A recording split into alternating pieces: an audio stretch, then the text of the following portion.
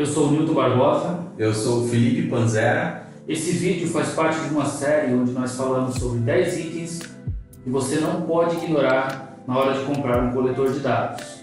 Nós já falamos sobre alguns desses itens e hoje nós vamos falar sobre os tipos de leitura disponíveis no mercado.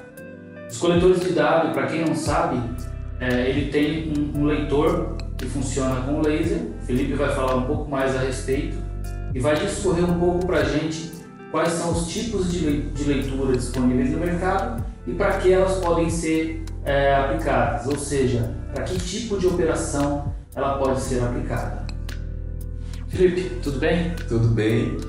Obrigado mais uma vez pela oportunidade de falar no canal da Outcomp. Legal. Felipe, o pessoal, em geral, ele acha que é simplesmente procurar uma integradora de tecnologia e fazer a compra de um coletor de dados. Mas a gente sabe que, em muitos casos, isso requer uma análise prévia do ambiente do cliente e, dentre essa análise prévia, um dos itens que devem ser analisados é o tipo de etiqueta que ele usa, o tipo de código de barra e como esse código de barra vai ser capturado pelos equipamentos. Pode falar um pouco mais a respeito para a gente? Exatamente, Nilton.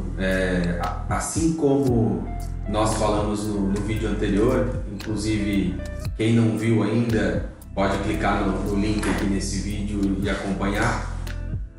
Foi o link onde a gente falou do sistema operacional. E assim como o sistema operacional, que leva consigo uma série de atributos que devemos nos preocupar na hora de fazer a aquisição do coletor, o código é um deles.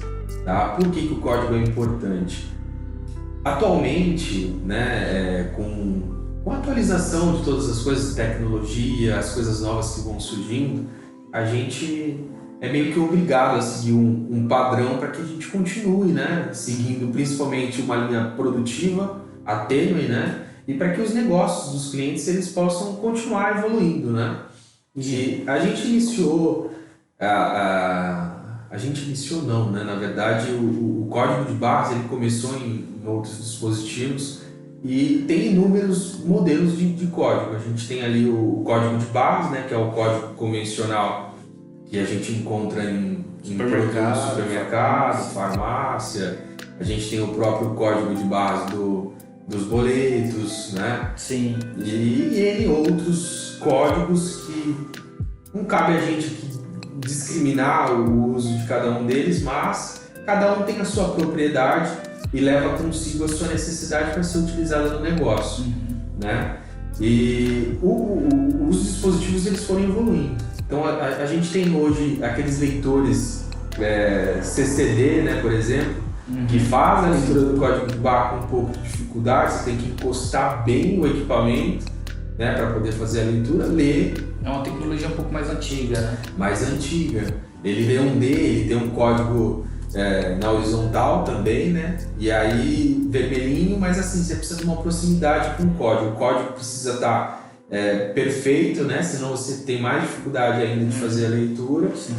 E ele hoje é pouco utilizado, Então os equipamentos que têm ainda esse tipo de código, porque atende vários estabelecimentos, eles costumam ser mais baratos. Então existe hoje no mercado, mas não é um produto que hoje chama tanta atenção pela sua agilidade, vamos dizer.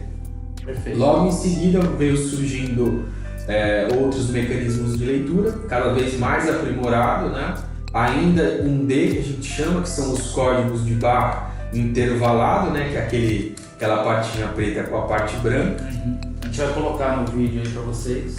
Muito curioso, inclusive, fazendo um adendo, muitas pessoas pensam que a parte de leitura está na parte preta, E ao contrário, ela está no intervalo, que é a parte branca. Eu tô sabendo disso agora. Pois é, eu estou vendo tem muito tempo também. Legal. Uma curiosidade.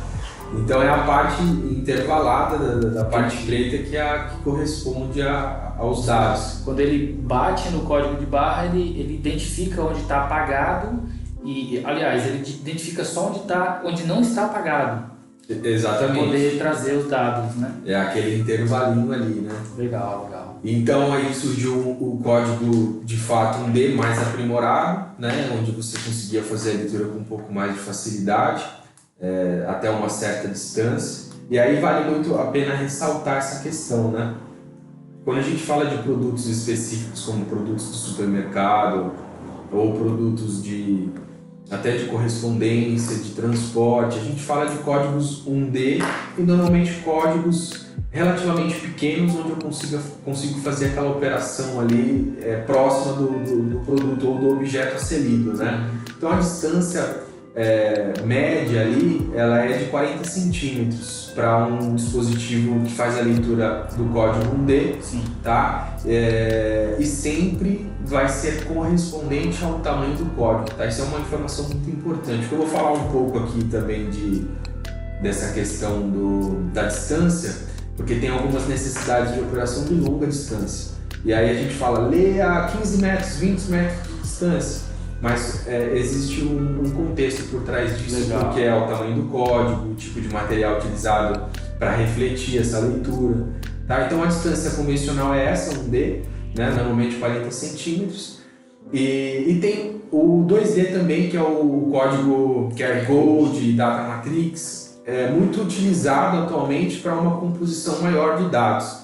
Quando você precisa incluir ali uma massa maior, né, que não cabe normalmente no tamanho do código de barras, e aí ali você consegue imputar, eu não me recordo agora a quantidade de caractere, mas você consegue imputar uma quantidade maior de caractere. Sim. E com base nisso você tem uma tratativa maior no seu software, no seu retaguarda, para você conseguir aproveitar essas informações. Me parece que ele meio que, na hora que você vai fazer a leitura, os leitores, ele meio que reconstrói o código caso ele seja danificado, não é?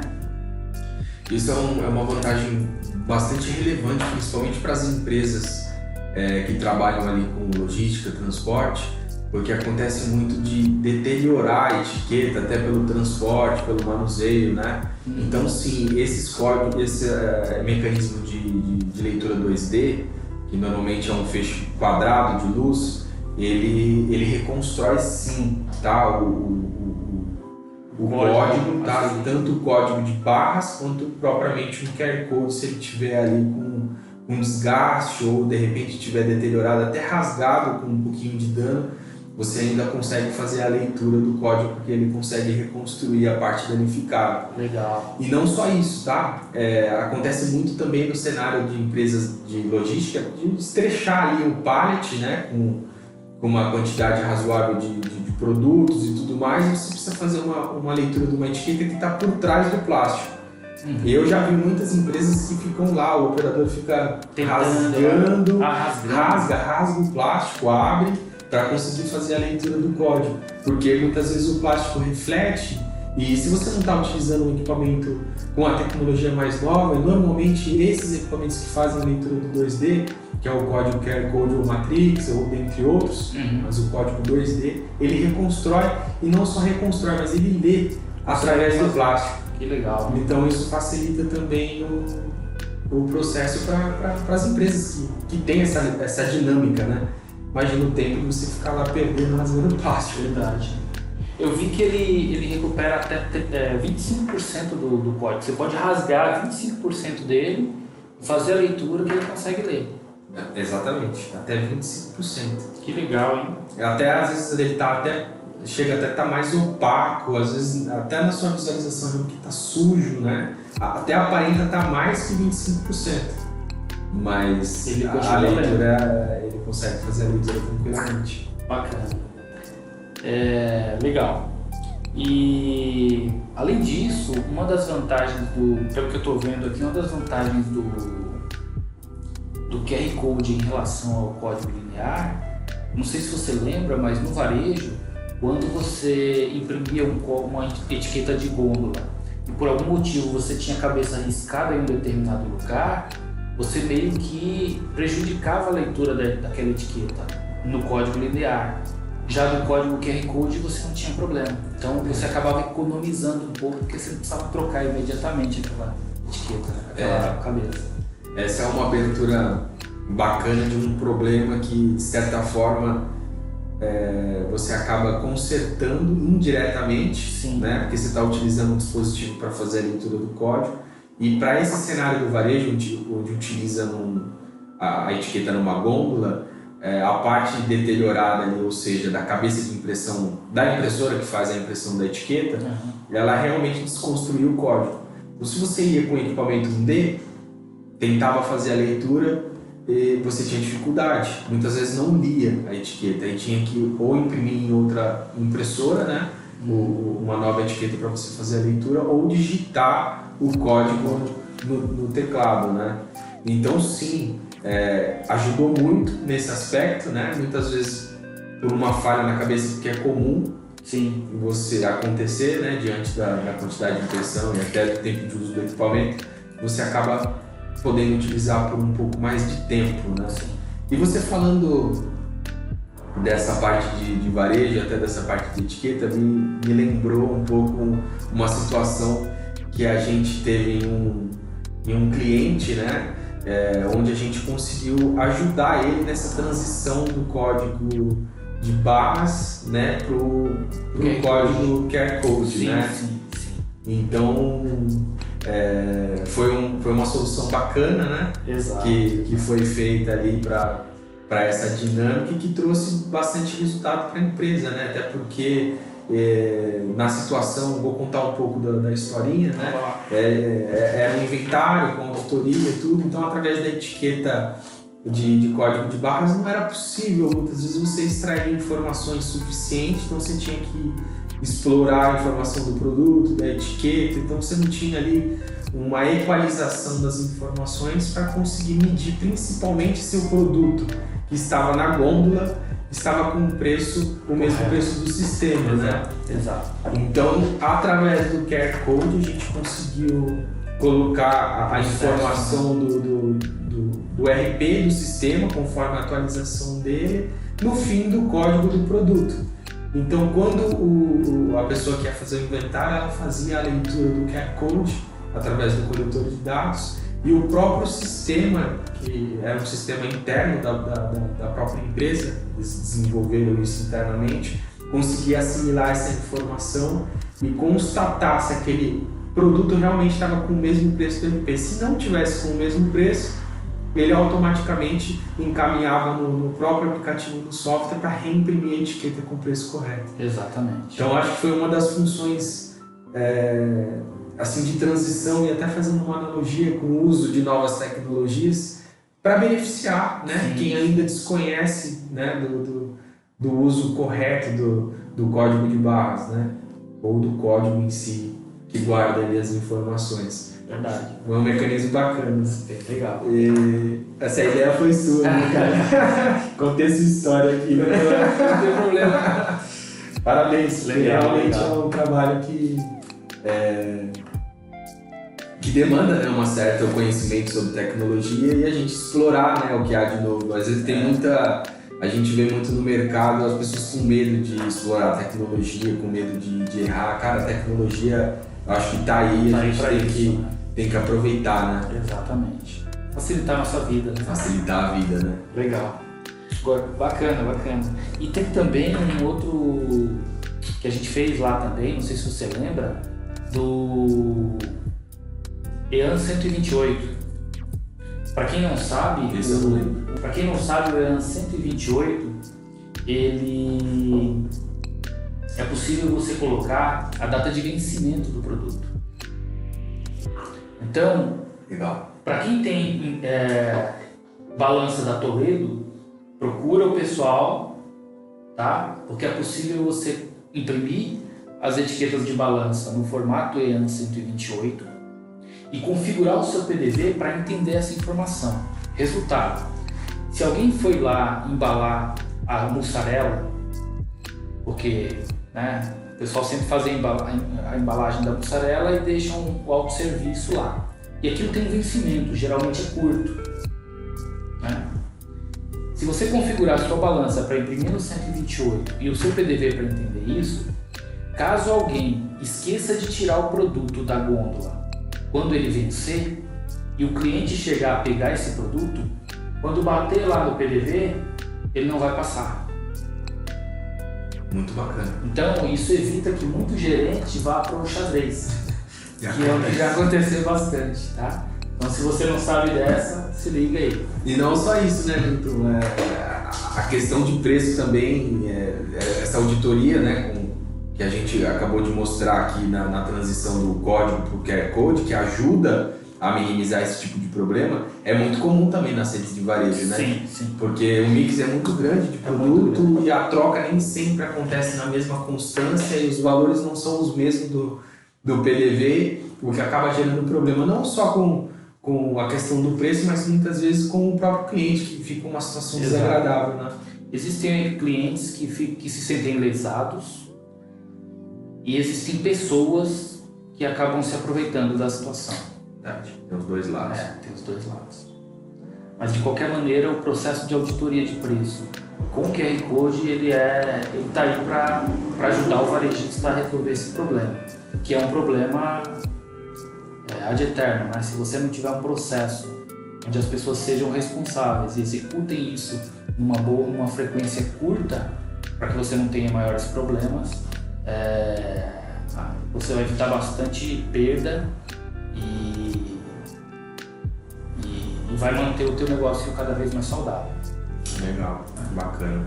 Agora voltando um pouco aos tipos de leitura, nós temos a leitura padrão, que é em torno de 40 centímetros. Eu vi aqui também que tem o médio range, alguma coisa assim. Qual que é o nome exato para isso? É isso mesmo. A gente tem a leitura standard, né? Que é em torno de 40 centímetros. Tudo vai ser relativo. Não adianta você pegar um código, por exemplo, um código daqueles produtos de farmácia que às vezes é pequenininho e tentar ler. Então, assim, é uma distância relativa. Quando a gente aborda 40 centímetros, é uma média da maioria dos códigos. Por exemplo, um código de gôndola, um código de um produto de gôndola de supermercado. Então, esse tipo de código são códigos que você vai ler com uma distância aproximada de 40 centímetros. Esse é o standard, tá? Aí a gente parte pro mid-range, que é uma distância média, né? Na nomenclatura de datasheet, os testes de engenharia, fica em torno de 5 até 5 metros de distância do código. Que já é uma distância boa, né? Exatamente. E não impede, muitas vezes, se você tem um código grande e ele está impresso em uma placa que tem um bom material, que é refletivo, que ele consegue ter uma resposta bacana, muitas vezes esse mid-range não vem até numa distância maior. Então você vê que assim... Depende muito do ambiente. Exatamente, iluminação, ambiente. Não dá para você padronizar só a necessidade do equipamento. Você tem que analisar todo o cenário, né? Você tem que ter o tamanho do código, o tipo de material que foi impresso o código, o seu coletor e a distância apropriada. Iluminação, e aí você fazer o teste. Você vai encontrar o equipamento correto para uso na operação. E aí tem outros tipos de distância também, né? A gente tem o long range, tem uma distância também aproximada ali de 12 até 15 metros mais ou menos, né? Normalmente é utilizado a leitura linear de 1D mesmo nesse equipamento. Ele segue mais ou menos ali a mesma nomenclatura da leitura Lorax, né? Que é um pouco mais antiga, mais ou menos a mesma distância. E a gente tem para os mais novos o Exchange Range, aí vai até mais de 20 metros em algumas situações, sempre levando em conta todo o cenário. Não dá para a gente, obviamente, considerar só um padrão. Se eu pegar um Exchange Range e querer ler ali o código da bula lá do remédio, não vai ler. Tá? Então você tem que ter esse entendimento de que é o conjunto que vai te propiciar o uso na operação. E para que eu vou usar isso? Acontece muito, principalmente em operações logísticas, onde você tem produtos que estão lá em cima armazenados. Lá na parte de cima. Na parte de cima, e você precisa consolidar. Então, muitas vezes a operação daquela empresa propicia o uso de um coletor de longa distância para evitar que você tenha que colocar uma empilhadeira, descer todo o produto, fazer a leitura para depois subir. Então é ganho de tempo também, né? Ganho de produtividade. Ganho de produtividade. Legal. Bacana. Além desses São 4 tipos de leitura. Então, recapitulando: Standard Range, Mid Range, qual que é a outra? A Standard, a médio, a Standard é Standard mesmo, Mid Range, nomenclatura é de MR, né? Nós temos o Lorax, o LR, Long Range, e a gente tem o ER, que é o Exchange Range. Perfeito. Então, o cara, ele, na logística, se ele estiver no chão da logística mesmo, ele consegue fazer uma leitura de até 20 metros. Sim, com um coletor Exchange, com uma placa com um código pertinente, perfeitamente, tranquilamente, mais de 20 metros. Perfeito. Sobre leitores, tem mais alguma coisa? Eu acho legal, a gente tem alguns exemplos demonstrativos de leitura, né? Sim. E aí a gente vai fazer na sequência, acho que deve colocar agora para vocês assistirem. A gente vai colocar para vocês verem aí os exemplos de leitura. Todos esses exemplos que o Felipe citou, a gente vai colocar mostrando para vocês, deve passar aí durante o vídeo, mostrando para vocês como funciona esse tipo de leitura e como você pode usar isso na sua operação. Para ter uma ideia, é legal você ver essa distância, obviamente é um comparativo de distância, mas quando eu descobri que tinha um tipo de leitura na época, né, que você podia ler uma distância tão grande igual essa, chegava a ser inacreditável, né?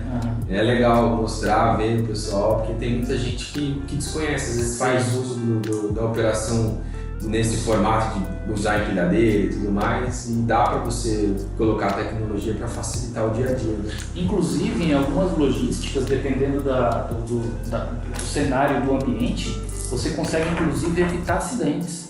E se a pessoa não precisa ficar subindo, se pendurando nas coisas para fazer leitura, do chão mesmo ela consegue fazer, excelente. Você citou uma outra situação, né? Porque acontece, o normal deveria ser empilhadeira, desce o pallet. E ele no chão faz a leitura, mas bem colocado. Tem muita empresa que o cara coloca sobe. o usuário. Põe um pallet, o cara vai em cima e levanta lá para uma distância confortável para que ele consiga fazer a leitura. Muito perigoso. Né? Então é uma situação realmente que traz risco ali para a operação e para o usuário, né? Dependendo do operador, se fosse eu, por exemplo, dependendo da altura, as pernas já começam a tremer e não dá certo. Também não gosto de altura, né? Legal. Bom, pessoal, sobre os tipos de leitura, são esses os pontos que a gente tratou aqui, tá? A gente vai colocar os vídeos aí para vocês. E se inscrevam no nosso canal. Até o próximo vídeo. Um grande abraço aí. Até mais. Tchau. Até mais.